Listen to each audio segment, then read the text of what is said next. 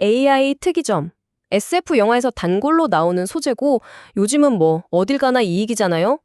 근데 항상 뭔가 하나가 빠져 있어요. 바로 그게 언제 오냐는 거죠. 정확한 날짜 말이에요. 자, 그래서 오늘 분석은 바로 이 지점에서 시작합니다. 만약에 특이점이라는 게 AI가 얼마나 빨리 똑똑해지냐의 문제가 아니라 그걸 지켜보는 우리 인간의 반응 속도에 달려있다면 어떨까요?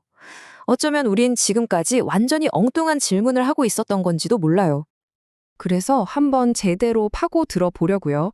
이번 시간에는 실제 데이터를 가지고 특이점이 정확히 언제 일어날지 한번 계산해보는 좀 무모한 시도를 해볼 겁니다.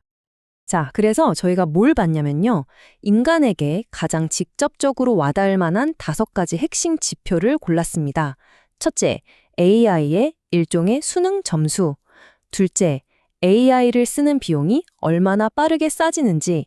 셋째, 우리를 헉하게 만드는 혁신적인 기술이 얼마나 자주 나오는지. 그리고 마지막으로 학계나 개발자들이 AI에 대해 얼마나 뜨겁게 반응하는지 이런 것들을 본 거죠. 근데 여기서 중요한 게 있어요. 특이점이라는 건 어느 특정 날짜에 딱 하고 터지는 거잖아요? 그걸 찾으려면 우리가 맨날 말하는 그런 완만한 지수함수 그래프만 봐서는 답이 안 나와요. 보통 우리가 말하는 기하급수적 성장이라는 건요, 끝없이 계속되긴 하지만 무한대에 도달하려면 영원이라는 시간이 걸려요. 말 그대로 영원히 기다려야 하는 거죠. 하지만 쌍곡선 성장은 완전히 달라요. 이건 마치 로켓처럼 어느 순간 갑자기 수직으로 확 솟구쳐 올라서 예측 가능한 어느 특정 시점에 그냥 벽에 쾅 부딪히는 것처럼 무한대에 도달해 버립니다. 특이점의 신호를 찾으려면 바로 이 로켓 같은 녀석을 찾아야 하는 거예요. 이 쌍곡선 성장의 핵심이 뭐냐면요. 바로 피드백 루프예요. 성장하면 할수록 그 힘으로 자기 자신의 성장 속도를 더더욱 빠르게 만드는 거죠.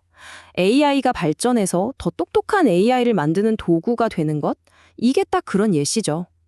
이런 현상이 나타나기 시작하면 성장은 말 그대로 폭발적으로 변하게 됩니다. 자, 그래서 이 쌍곡선 모델을 우리가 앞에서 봤던 5가지 지표에 그대로 적용해 봤습니다. 그런데 그 결과가 정말 누구도 예상치 못했던 아주 놀라운 방향으로 나왔습니다. 자, 그럼 여기서 핵심 질문을 던져보겠습니다. 이 5개 중에 과연 어떤 지표가 진짜 쌍곡선 성장을 하고 있었을까요? 한번 맞춰보세요. 지금부터 그 결과를 공개합니다. 첫 번째, AI의 지능시험 점수, MLU 점수죠. 결과는요, 그냥 선형적이었어요. 직선이라는 거죠. 무슨 말이냐?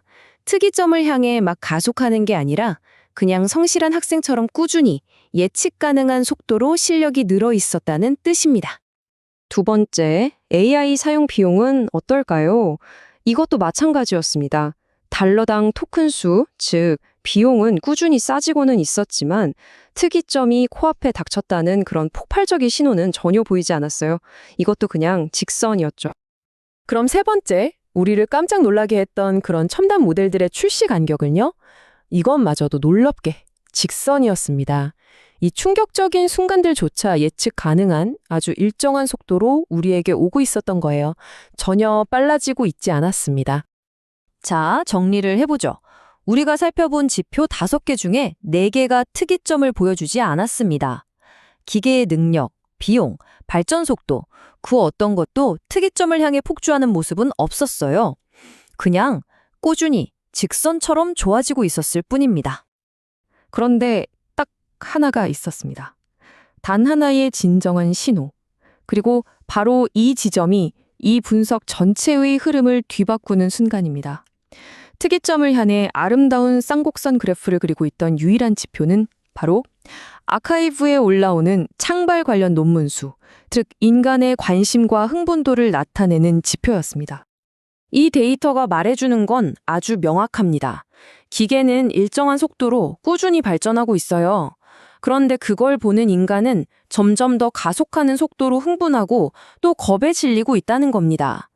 데이터가 보여주는 특이점은 기계 지능의 특이점이 아니라 바로 인간 관심의 특이점이었던 거죠. 자, 그럼 이제 이 추상적인 데이터 이야기에서 빠져나와서 이 사회적 특이점이라는 게 우리 현실 세계에 어떤 영향을 미치고 있는지 그 구체적인 결과들을 한번 살펴보겠습니다. 이렇게 점점 더 가속화되는 인간의 관심과 불안은 이미 우리 사회의 가장 중요한 시스템들의 균열을 내기 시작했습니다. 노동시장, 정부나 기업 같은 제도적인 대응, 자본이 한쪽으로 쏠리는 현상, 심지어 우리 개개인의 정신건강과 정치 지형까지 모든 곳에서 그 영향이 나타나고 있어요. 자, 그럼 한번 보시죠. 소위 말하는 기술적 특이점이 오려면 아직 한참 남았는데 바로 지금 2026년의 데이터를 보면 이 사회적 특이점이 만들어내는 균열의 증거들이 이미 뚜렷하게 보입니다. 110만. 이 숫자가 뭔지 아십니까? 2025년 한 해 동안 발표된 해고 인원입니다. 여기서 중요한 건 이게 한재의 AI의 성능 때문에 일어난 일이 아니라는 거예요. 앞으로 AI가 뭘 할 수 있을지에 대한 기대와 공포, 즉 그 잠재력 때문에 벌어진 일이죠. 이 그래프를 한번 보세요. 2025년 기준으로 S&P 500 지수에서 상위 10개 기업이 차지하는 비중이 무려 40.7%입니다. 이건 1999년 닷컴 버블 때보다도 더 심한 쏠림 현상이에요. AI가 언젠가 초지능이 될 거라는 그 기대감 하나만으로 자본시장이 얼마나 극단적으로 움직이는지 보여주는 거죠. 이건 정말 역설적인 상황인데요. AI 사용량은 작년보다 13%나 늘었는데 정작 AI에 대해 신뢰도는 18%나 떨어졌습니다. 더 많은 사람들이 AI를 쓰면 쓸수록 오히려 AI를 더 믿지 못하게 되는 이상한 현상이 벌어지고 있는 겁니다. 이 말은 한 심리치료 환자가 쓸모없어질 것에 대한 두려움, 이른바 FOBO라는 감정을 설명하면서 한 말이라고 합니다. 마치 우주가 나한테 너는 더 이상 필요 없어 라고 말하는 것 같아요.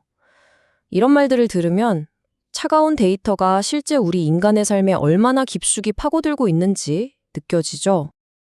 그리고 이걸 꼭 기억해야 합니다. 이 모든 혼란, 이 모든 균열은 우리가 계산한 그 특이점의 날짜보다 무려 8년이나 먼저 일어나고 있다는 사실을요. 사회 시스템이라는 건요, 기술이 도달할 최종 목적지에 반응하는 게 아니에요. 그 목적지를 향해 달려가는 속도와 방향, 즉, 그 궤적 자체에 반응합니다.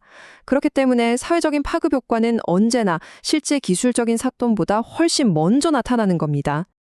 그래서 이 모든 증거를 바탕으로 우리는 특이점을 다시 정의해야 합니다. 바로 사회적 특이점이죠. 이건 기계가 뭘 할 수 있느냐의 문제가 아니라 우리 인간이 기계에 대해 일관성 있고 합리적인 집단적 결정을 내릴 능력을 상실하는 바로 그 시점을 의미합니다. 그렇다면 특이점이라는 건 기계가 신이 되는 순간이 아니라 우리 인간이 더 이상 일관성 있는 집단적 결정을 내리지 못하게 되는 순간을 의미하는 걸지도 모릅니다. 마지막으로 질문 하나를 던지면서 마무리하겠습니다. 과연 그 순간은 아직 오지 않은 미래의 일일까요? 아니면 우리가 이미 살고 있는 지금 이 현실일까요?